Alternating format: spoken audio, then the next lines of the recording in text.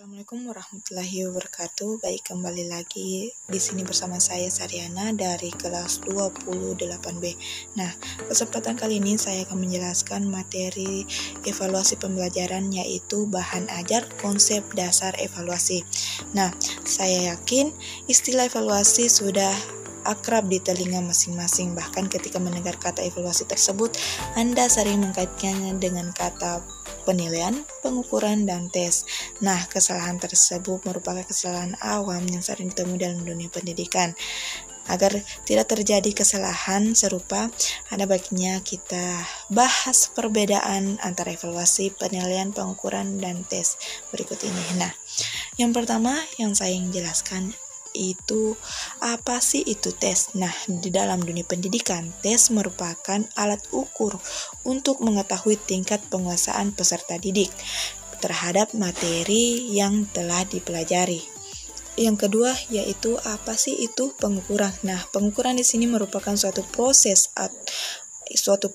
berarti bukan hasil, yakni proses dilakukan secara sistematis untuk memperoleh besaran kuantitatif dari suatu objek tertentu dan menggunakan alat ukur yang baku.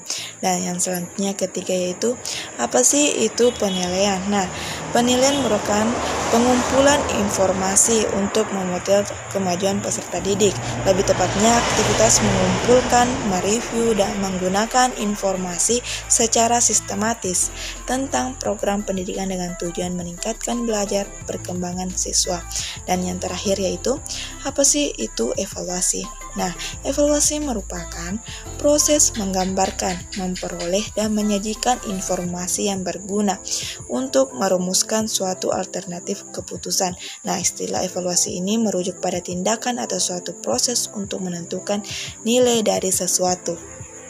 Adapun tujuan dari evaluasi yang pertama itu tujuan secara umumnya itu merupakan evaluasi pembelajaran ala suatu untuk mengetahui keefektifan dan efisiensi sistem pembelajaran secara luas.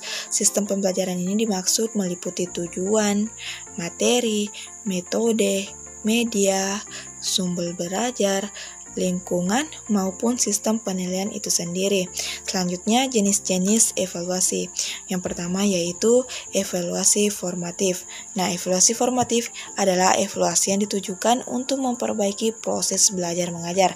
Yang kedua, evaluasi sumatif. Nah, evaluasi sumatif ini ditujukan untuk keperluan penentuan angka kemajuan atau hasil belajar siswa.